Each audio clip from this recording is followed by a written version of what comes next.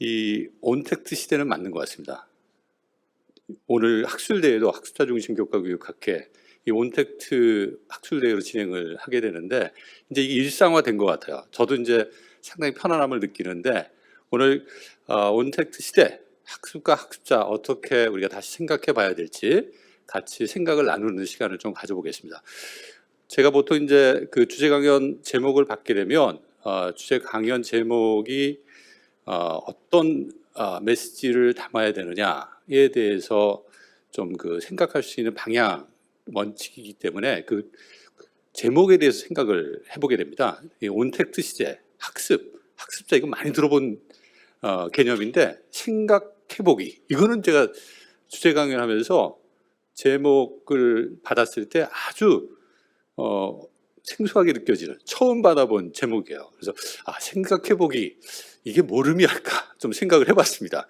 너무 무겁게 이야기하지 말고 우리가 같이 고민하는 것들을 나누는 그런 주제 강연으로 구성해 주셨으면 어떻을까라는 요청을 이 안에 담고 있지 않았나 이런 생각을 좀 해봤습니다. 그래서 오늘 그 온택트 시대 학습과 학습자에 대해서 생각해보기라는 주제인데 어떤 학술적인 논의라기보다도 미래 교육의 변화와 관련해서 앞으로 학습자에 대해서 어떻게 생각해야 되는지 저의 고민하고 여러분들의 고민을 같이 공유하는 시간으로 생각하고 들어주시면 감사하겠습니다.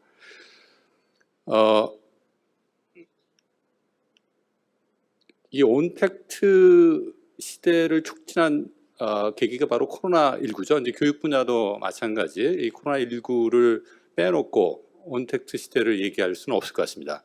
이 코로나19가 가져온 충격 관련해서 뭐 여러분들 다 아시겠지만 학교 문을 닫는 일이 발생했다라고 하는 거죠. 전 세계적으로 큰 충격이었고 이 작년에 코로나가 발생하고 한 3달 된 시점 5월 초 시점에서 봤을 때 학생들의 70% 이상이 아예 학교를 가지 못하는 그런 상황이 있었고 나머지 한 4억 명 정도의 학생들이 부분적으로 온라인 교육을 통해서 학교 교육을 받을 수 있었다고 합니다.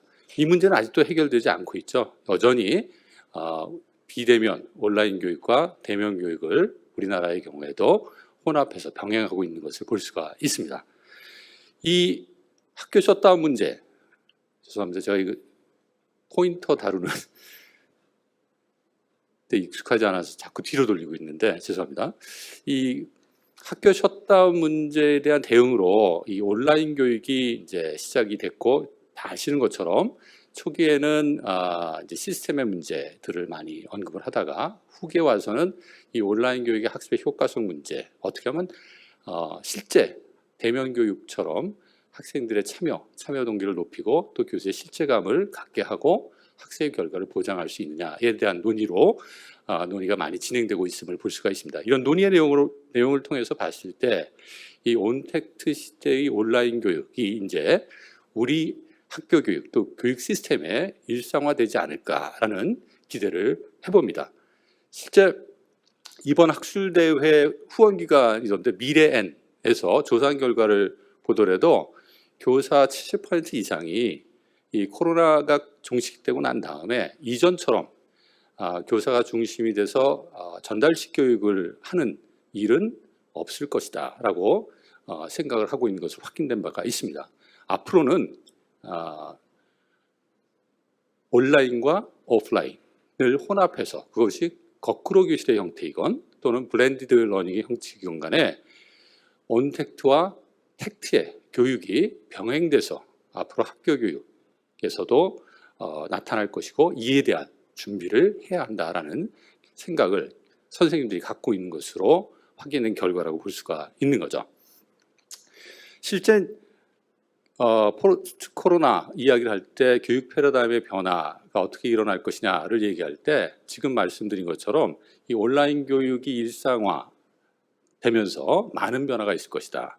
이전에 그 코로나 이전에는 이 교수자 중심, 그다음에 지식 중심의 교육 패러다임이 중심을 이뤘다면 향후 코로나 이후에는 여러분들이 많이 들으시겠지만 학습자 중심, 또 역량 중심, 그다음에 교육의 방식에 있어서도 블렌디드 교육 시스템이 보다 더 강화될 것이다라는 예측을 우리가 해볼 수가 있습니다. 근데 이런 변화는 실제 코로나19가 가져온 건 아닙니다.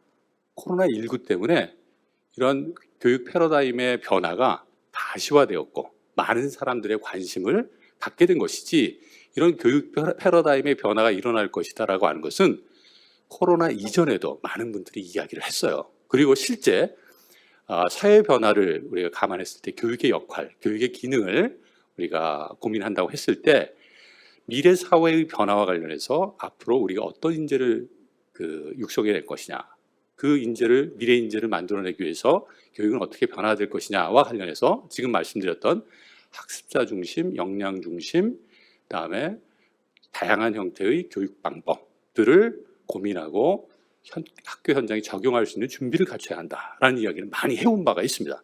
이 코로나 때문에 이러한 논의가 가시화됐고 많은 사람들이 관심을 갖게 되었다라고 보는 게 맞을 것 같습니다. 앞으로 교육이 어떻게 변화될 것이냐에 대해서 이제는 고민할 시점입니다.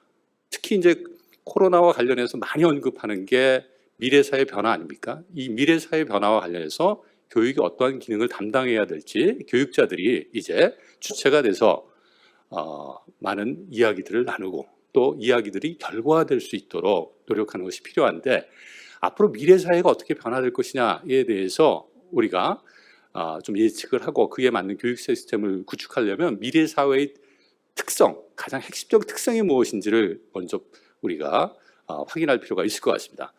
이 미래사회 특징과 관련해서 여러 이야기들을 전문가들이 하고 있는데, 교육 변화와 관련해서 저는 오늘 두 가지만 시간 관계상 말씀을 좀 드리고자 합니다.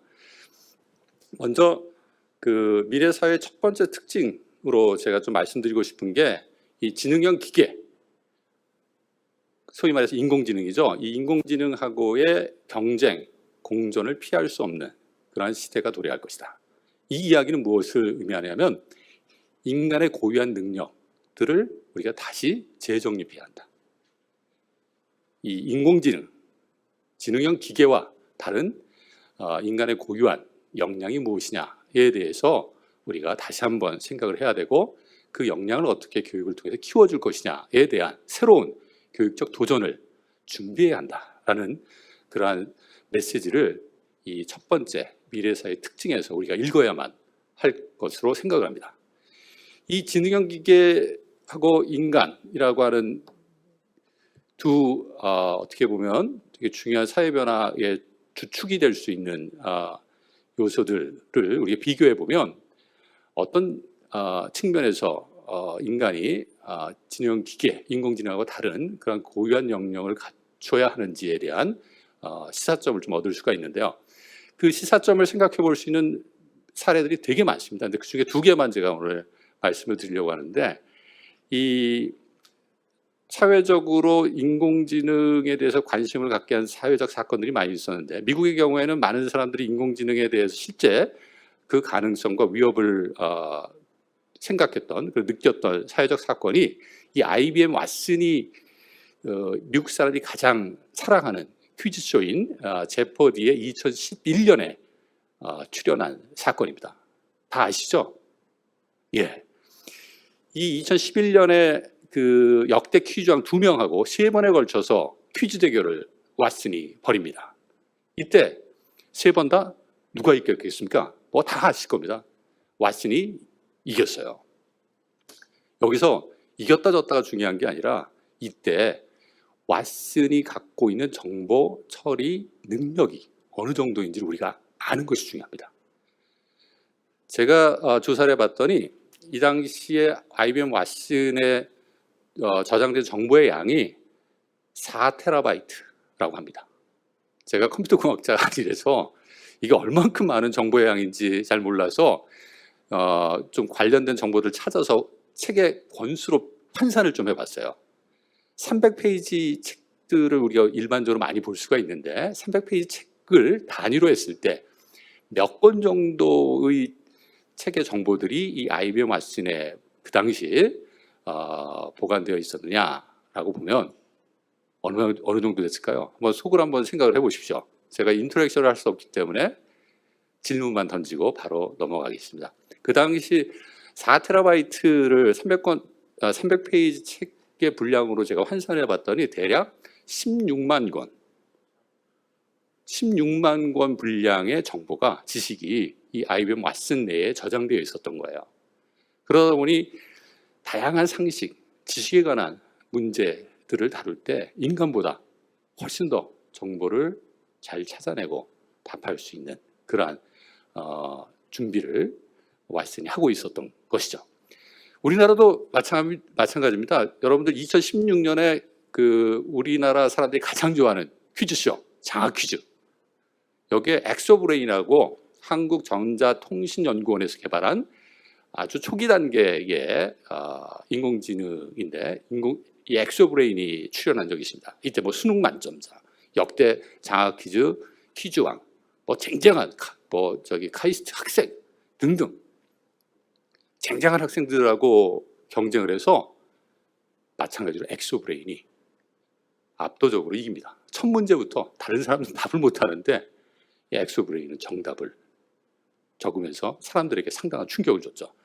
이 당시에 엑소브레인에 담겨있는 정보의 양을 그 한국전자통신연구원 관계자가 이야기한 걸 보면 당시 정보의 양이 12만 권이라고 합니다.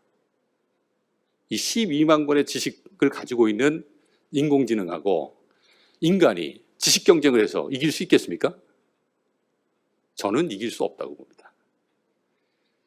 아는 것, 이것이 인간의 고유 능력, 고유 역량이라고 할 수 있겠느냐. 앞으로 아는 것만 가지고 인간이 이 사회 변화를 계속 주도할 수 있는 기획자, 의사결정자, 그다음에 책임자가 될 수 있겠느냐. 한번 생각해 볼 필요가 있죠.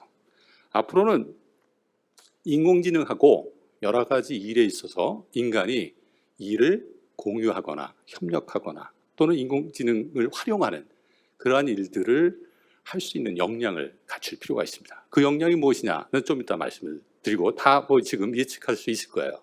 실제 많은 분야에서 인간과 인공지능이 협력해서 일을 처리하는 일들이 많이 지금 목격이 되고 있죠. 대표적인 분야가 다 아시는 것처럼 법률 분야, 그다음에 의료 분야입니다. 이건 뭐 우리나라뿐만 아니라 미국뿐만 아니라 우리나라에서도 이제 많이 활용되고 있는 상황이고, 심지어는 일본의 경우에 2018년에 지방자치단체 선거를 하는데 인공지능 후보가 등장을 했습니다. 깜짝 놀랄 일인데 과연 그게 가능하냐? 물론 불가능하죠. 하지만 당시 그 도쿄 지역에 있는 지역이었는데 이때 이 지역에 입후보한 후보가 나는 인공지능을 활용해서 우리 지역이 갖고 있는 문제를 분석하고 앞으로의 발전 방향을 구현하는 후보가 되겠다. 인공지능 후보다. 내가 활용하고자 하는 인공지능은 이러이러한 목적으로 활용될 것이다. 라고 하는 걸 캐치프레이즈로 내세우고 선거에 나왔다고 합니다. 근데 안타깝게도 이분이 당선은 안 됐다고 해요. 하지만 앞으로 모든 정책 결정에 있어서 데이터에 기반한 교육도 마찬가지잖아요.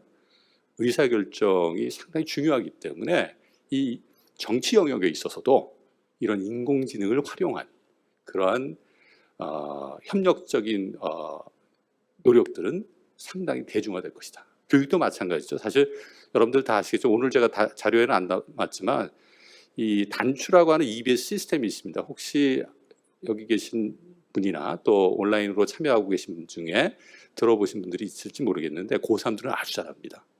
맞춤형 교육 시스템이에요. 자기가 예를 들어서 수학을 한다라고 했을 때 나의 실력이 어느 정도인지를 그 단추라는 시스템에 들어와서 한번 그 평가를 받아보게 되면 그 학생에게 맞는 강의 자료를 추천을 해줘요. 단추라는 인공지능 시스템이. 그러면 자기에게 맞는 그 교육 프로그램을 듣고 다시 또 내가 완전하게 그 내용을 이해했는지 평가를 받을 수 있습니다. 그래서 완전 학습이 될 때까지 맞춤형 학습 지원을 받을 수 있는 시스템이 우리나라에서도 지금 구축되고 있고 또 활용되고 있고 더 발전시킬 그런 계획을 가지고 있는 것으로 알고 있습니다. 그 교육에 있어서 이런 인공지능을 일종의 교수 활동의 지원 체제로 또 학습 활동의 지원 체제로 활용하고 있는 실제 일들이 우리나라에서도 나타나고 있다고 볼 수가 있는 거죠. 따라서 학습이라고 하는 것, 또 정재현 교수님이 이제 다음 주제 강연으로 교수자의 역할에 대해서 말씀하실 텐데, 그 학습자의 역할, 교수자의 역할에 대해서 다시 생각해 봐야 될 시점이 그렇게 멀지 않았다라고 감히 말씀을 드릴 수 있을 것 같습니다. 두 번째 특징으로 제가 좀 말씀드리고 싶은 게, 앞으로의 사회는 변화의 속도가 상당히 빠를 것이다. 체감하실 거예요. 그죠? 우리가 예를 들어서 휴대폰만 하더라도 옛날에 전화를 하고 받는 것으로 그 기능이 제한되어 있었는데, 지금 어떻습니까? 모든 업무가 이제는 핸드폰이라고 안 하죠. 스마트폰이라고 하는데, 이 스마트폰으로 다 가능한 시대가 됐어요. 엄청난 변화입니다.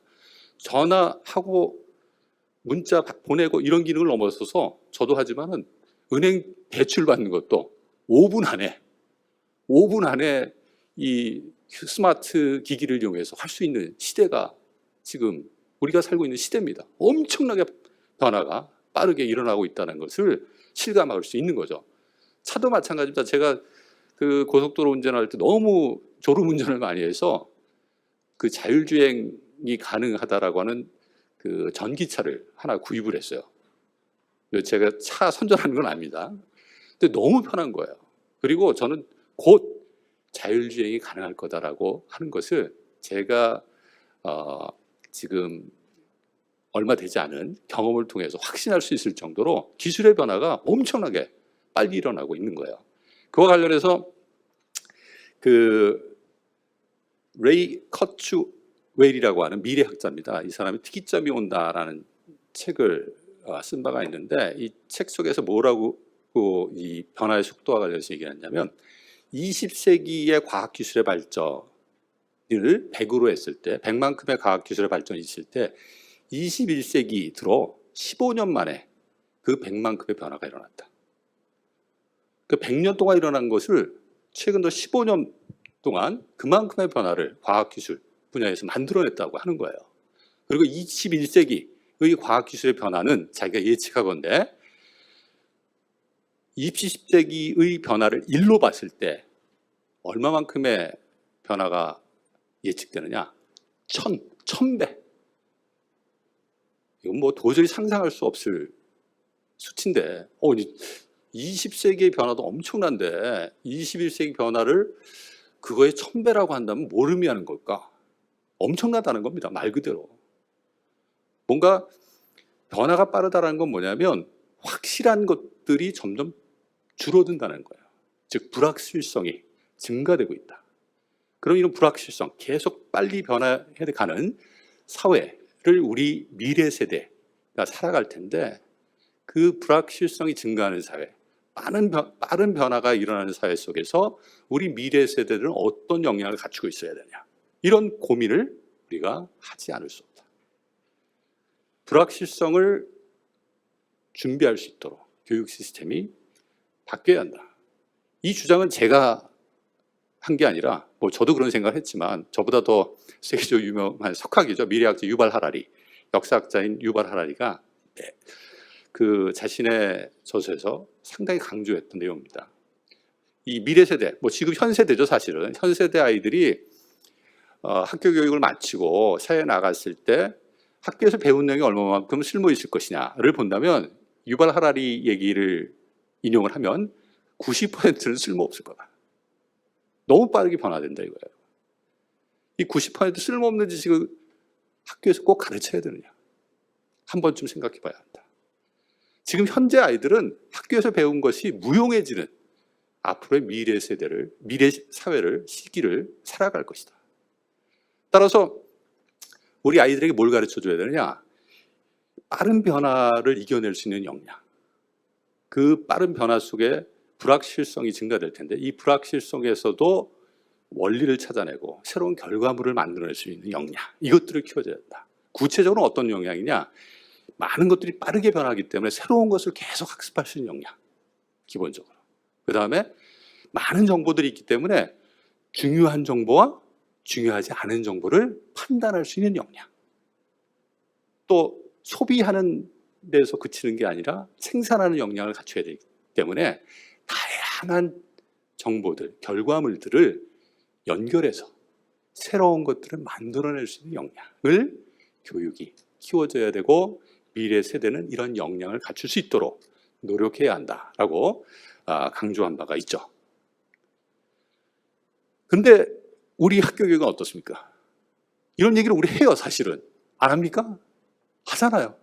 근데 여전히 우리는, 제가 이런 비유를 들어서 적절한지 모르겠지만, 영화 매트릭스라고 하는, 기억하시죠? 영화 매트릭스.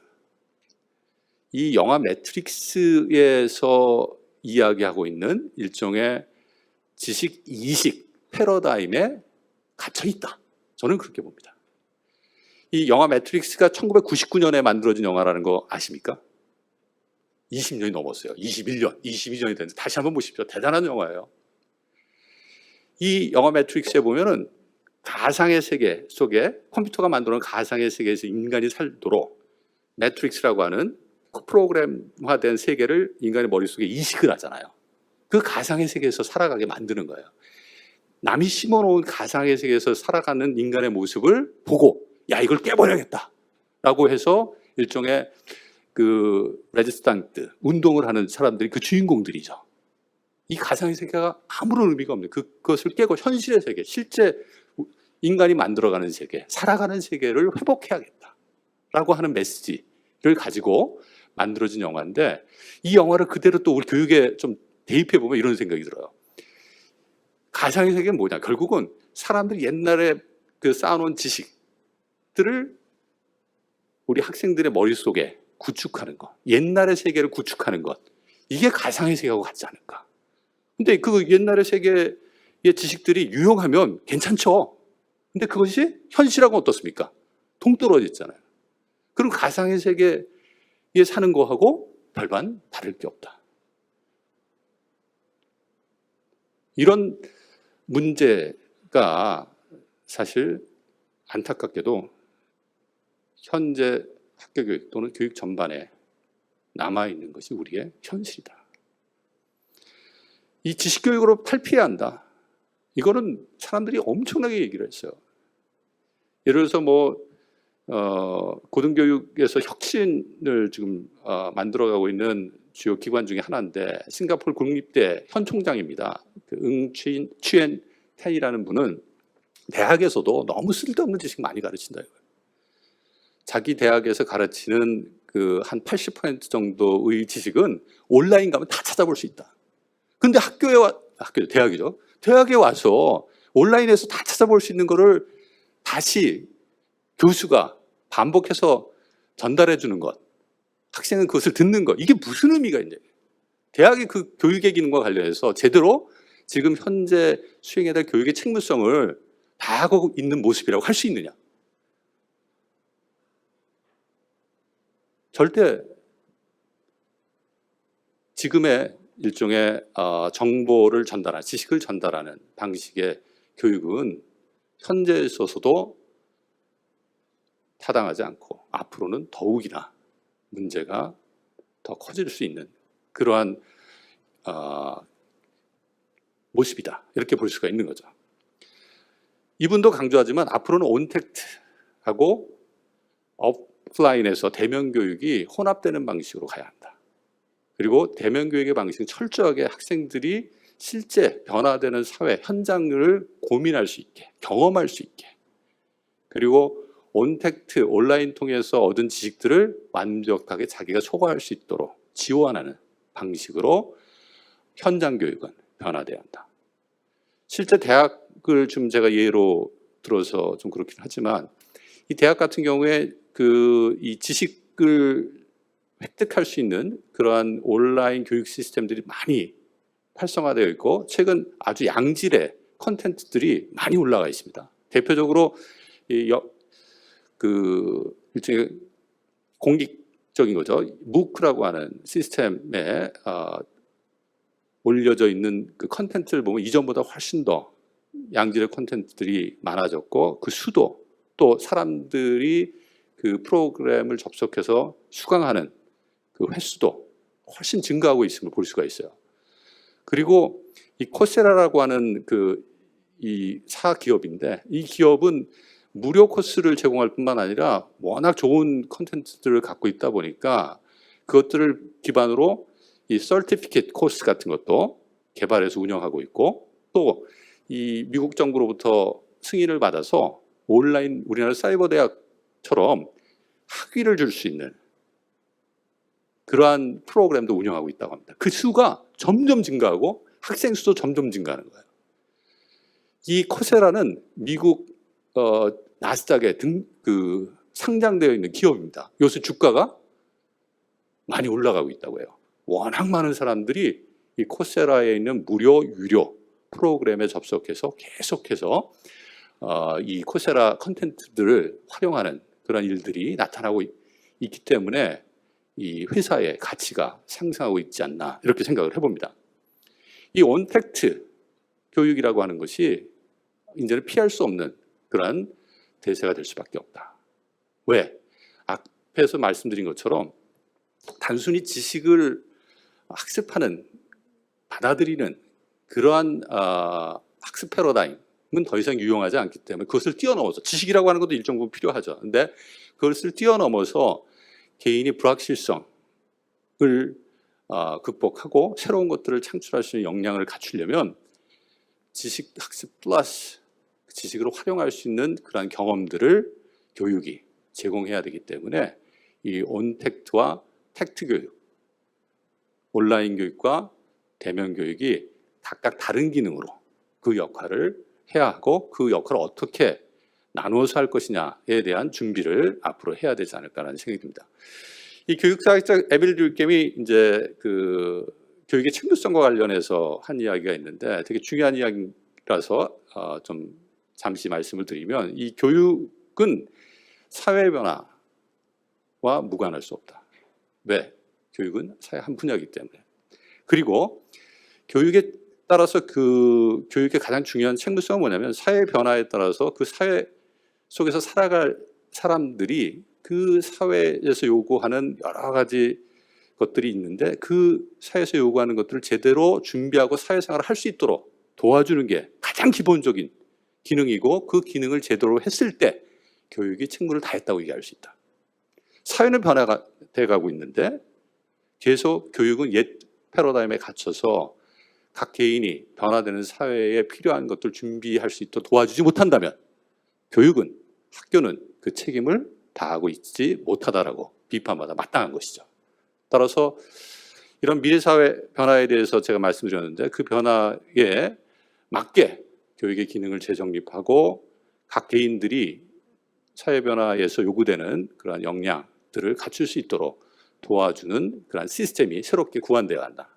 그런 관점에서 우리가 좀 학습 또는 학습자의 역량에 대해서 생각을 해볼 필요가 있지 않나라는 생각이 듭니다. 그렇다면 이런 미래 사회의 변화와 관련해서 이제 새로운 교육 시스템을 통해서 어떤 준비를 우리 세대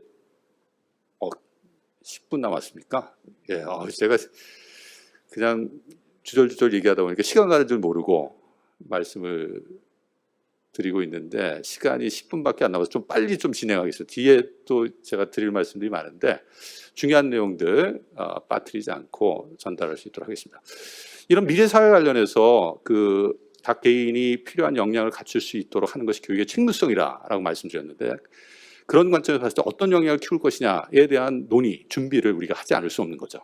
그와 관련해서 가장 많이 언급되고 있는 내용이 바로 뭐냐, 이 4C라고 하는 거죠. 어떤 역량을 학교 교육이, 미래 교육이 학생들에게 키워줄 것이냐. 이 Communication, Collaboration, Critical Thinking, Creativity. 이 4C 외에 사실 다양한 교육학자들이 미래 역량으로 학생들이 갖춰야 할 것들이 무엇이냐에 대한 제안을 하고 있음을 볼 수 있는데, 이 4C보다 좀 넓게 좀 생각해 볼 필요가 있는 것 같아요. 저는 다양한 미래 역량들을 언급하고 있는 것을 볼 수가 있는데, 그 중에서 저는 패트릭 그래핀이라고 하는 호주 멜번 대학 교수인데, 이분이 언급했던 21세기 역량이 상당히 중요한 좀 포괄적인 의미를 주지 않는가라는 생각을 가지고 있습니다.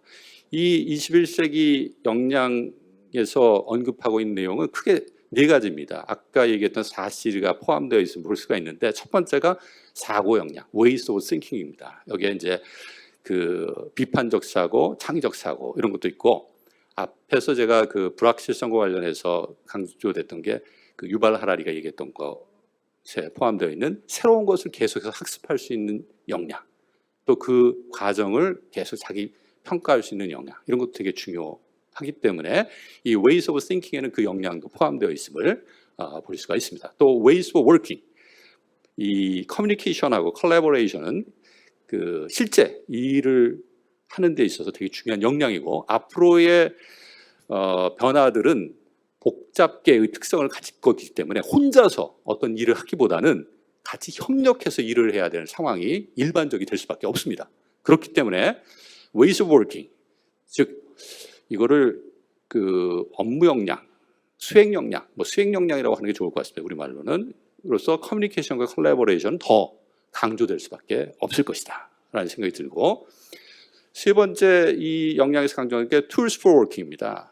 우리가 일을 할 때는 우리가 활용할 수 있는 다양한 도구들이 있을 수 있는데, 그 도구들을 활용할 수 있는 역량들을 키워줘야 한다. 가장 우리가 먼저 생각할 수 있는 게 ICT죠. 코딩 교육도 그래서 그 일환으로 강조되고 있는데, 이 ICT에 관련해서 기본적인 리터러시 교육뿐만 아니라 그것들을 활용할 수 있는 역량을 갖출 수 있게 해줘야 한다. 뭔가를 할 수 있는 역량, 일할 수 있는 기본적인 그 실천 역량을 갖출 수 있도록 학교 교육이 그 기능을 다해야 한다라고 하는 이야기라고 볼 수 있습니다. 그 다음에 네 번째가 ways of living in the world라고 하는데, 한 개인으로서 세상을 살아가는 데 있어서 기본적으로 갖춰야 될 시민성, 또 한 개인으로서 자신의 삶에 대한 의미, 그다음에 진로, 직업 등 한 개인으로서 자기의 삶을 개발할 수 있는, 또 행복한 삶을 추구할 수 있는 그런 기본적인 역량을 또한 갖춰줘야 한다. 우리가 요새 인성교육 되게 강조하잖아요. 이 인성교육이 좀 더 그 틀을 확장해서 우리가 이야기를 한다면, 인성교육을 삶에 대한 교육이다. 한 개인으로서 건강한 삶을 살아갈 수 있도록 학교 교육이 학생들에게 다양한 경험을 줄 수 있어야 되고, 이 경험 안에는 한 시민으로 살아가기, 공동체 구성으로 살아가기, 한 개인으로서 자기 삶에 대해서 책임감을 갖기, 그 개인의 삶을 정말 자기주도적으로 책무감을 가지고 살아나가기, 그것들을 다른 사람하고 공유하기 등에 대한 그런 기본적인 마인드, 역량, 그런 것들을 갖출 수 있도록 인성교육도 좀 확장되어야 되지 않을까라는 생각을 해봅니다. 이런 역량들을, 실제 삶을 살아가는데 필요한 역량들을 앞으로 학교 교육은 갖출 수 있게 도와줘야 한다. 삶을 살아가는 것과 무관한 그러한 경험들을 우리 학교 교육에서 계속해서 학생들에게 제공한다면 학교 무용료는 더 강해질 수밖에 없다. 이런 그 현장에서 살아갈 수 있는, 사회 속 미래 사회에서 살아갈 수 있는 기본 역량을 키워주기 위한 그런 다양한 교육 실천 사례들은 너무나 많죠. 대표적인 사례로 여러분들이 너무 많이 들으셨기 때문에 간단하게 이름만 언급하고 넘어가겠습니다. 바로 미네르바 스쿨이죠. 액티브 러닝 포럼이라고 하는 이 교육 프로그램은 다 아시는 것처럼 실제 사회 속에서 많은 사람들이 고민하고 있는 문제들을 발굴을 해서 그 문제를 해결하는 과정을 통해서 학습을 하고, 학습에서 끝나는 것이 아니라 어떻습니까? 학습한 결과를 다시 내가 속한 사회와 공유하는, 그 문제를 해결하게 되면 공유하게 되죠. 공유하는 경험들을 하나의 모델로 만들어서 운영하고 있는 혁신 사례라고 볼 수 있다.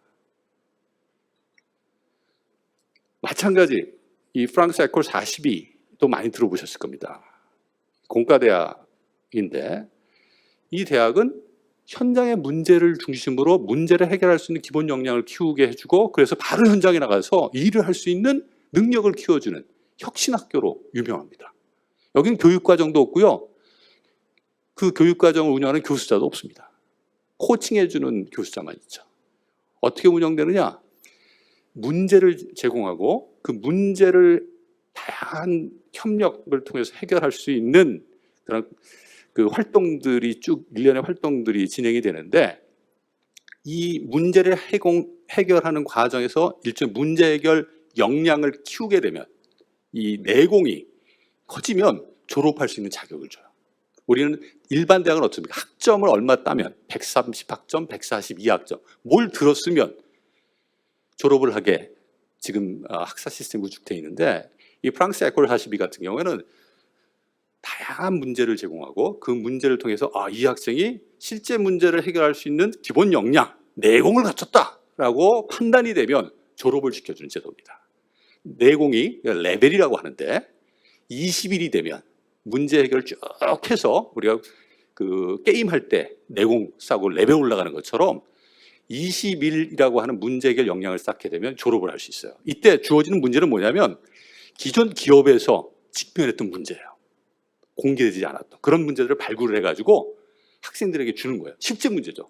그래서 같이 그 문제를 해결하는 과정에서 교수자의 도움을 받기도 하지만 학생들이 자율적으로 그 문제를 해결하는 실제적 경험들을 갖게 하고, 그런 실제적 경험을 기반으로 자기의 분야에 나가서 그 맡은 업무를 제대로 수행할 수 있는 준비를 이 교육기관이 갖출 수 있도록 해주는 거죠. 교육 시스템 자체가 실제 문제하고 밀접하게 연관돼서 똑같이 가능한 한 유사하게 구성 운영되는 시스템이라고 볼 수 있습니다. 따라서 이 학교 졸업생들 가만 놔두겠습니까? 세계적인 ICT 기업에서 줄져 있습니다. G로 시작하는 회사, M으로 시작하는 회사 등등, 여러분들이 생각할 수 있는 모든 세계 굴지의 기업들이 이 학교 졸업생을 스카우트하려고 난리가 났어요. 서울대 카이스트가 아닙니다. 우리나라도 완전히 변화되던 거죠. 이 대학 사례를 제가 말씀을 드렸는데, 초중등 교육도 마찬가지. 이런 변화를 우리가 추구할 수 있어야 한다. 배움을 우리는 반대의 관점에서 이제는 봐야 되는데, 배움을 이전에는 어떻게 했냐면 지식을 배우고 지식을 활용하는 쪽으로 봤어요. 근데 이 관점을 좀 바꿔야 됩니다. 문제를 주고 그 문제를 푸는데 내가 지식을 어떻게 활용할 것이냐. 그리고 활용하려면 그걸 뭔가 배워야 될 거잖아요. 그렇죠? 그 과정에서 지식을 배우고, 지식은 그냥 지식으로 머무는 것이 아니라 내가 그것을 해결할 수 있는, 활용할 수 있는 결과물, 소재로서 활용될 수 있게, 그 개인의 자산이 될 수 있게 교육이 이루어져야 한다. 이렇게 하려면 앞으로의 학교 교육 시스템은 세 가지 요소가 균형을 잡도록 학교 교육의 혁신이 이루어져야 한다라고 개인적으로 생각합니다. 어떤 거냐? 지식, 조사, 공유라고 하는 세 가지 중요한 축이 학교 교육의 되게 중요한 균형점으로 기획되고 운영될 수 있어야 한다. 지금 우리 교육은 어디에, 어느 축에 너무 많은 비중이 주어졌느냐? 아시겠죠? 지식입니다. 지식 중에도 뭐냐? 내용에 치우쳐 있어요. 방법, 새로운 내용을 학습하는 방법뿐만 아니라 그것을 조사하는 방법, 방법에 대한 지식도 우리가 갖출 수 있도록 해야 되고, 또 내용과 방법을 기반으로 실제 문제를 경험할 수 있는 그런 활동들도 있어야 되고, 또 실제 문제를 경험하는 데서 국한되지 말고 내가 경험한 것들을, 경험의 결과물들을 뭐 할 수 있게, 공유할 수 있게, 항시 그러한 시스템이 학교 내에 구축돼야 한다. 그리고 수업도, 단위 수업도 이 지식조사 공유라고 하는 경험들을 학생들이 균형 있게 할 수 있도록 기획, 운영될 필요가 있다라는 말씀을 드립니다. 제가 뭐 준비한 내용들 시간이 너무 많이 가서 여기서 또 마무리를 해야 될 것 같습니다. 이 벤 넬슨 미네르바 스쿨을 설립한 사람이죠. 이분이 한 얘기가 있어요. 우리가 혁신 얘기하는데, 우리 혁신은 에듀테크 뭐 이런 요새 그런 거 쓰면 혁신이라고 생각해요. 그거 아니라고 생각하는 거예요. 미네르바 스쿨이 뭐 온라인으로 수업해서 혁신 학교가 되는 학교가 아니죠. 그럼 우리나라 사이버 대학은 다 뭐 혁신의 선봉에가 있어야죠. 혁신은 뭐냐? 본질을 회복하는 거다. 항시. 본질을 회복하는데 기술, 테크놀로지가 그 도움을 줄 수가 있는 거죠. 교육의 본질은 뭐냐? 미래 사회에 필요한 역량들을 학생들이 갖출 수 있도록 도와주는 거다. 그걸 어떻게 잘 구축할 거냐? 이게 우리가 고민해야 될 거지, 테크놀로지 활용하고 뭐 기법 활용하고 이건 아니에요. 그것을 통해서 어떤 역량을 키워줄 거, 그 역량의 의미가 뭐냐? 여기에 대해서 고민을 해야 한다. 따라서 학습과 학습에 대한 관점 바뀌어야 돼요. 학습을 저는 뭐라고 바꿔야 되냐? 이게 제가 이제 오늘 결론적으로 드릴 말씀입니다. 학습은 학습해라. 뭐 공부해라 이런 얘기로 들릴 수 있는데 이걸 좀 풀어서 좀 하면 학습해라. 해가 뭡니까? 문제를 푼다. 과제를 해결한다. 학습에서 끝나서는 안 되고 해결하는 경험 라는 나눔입니다.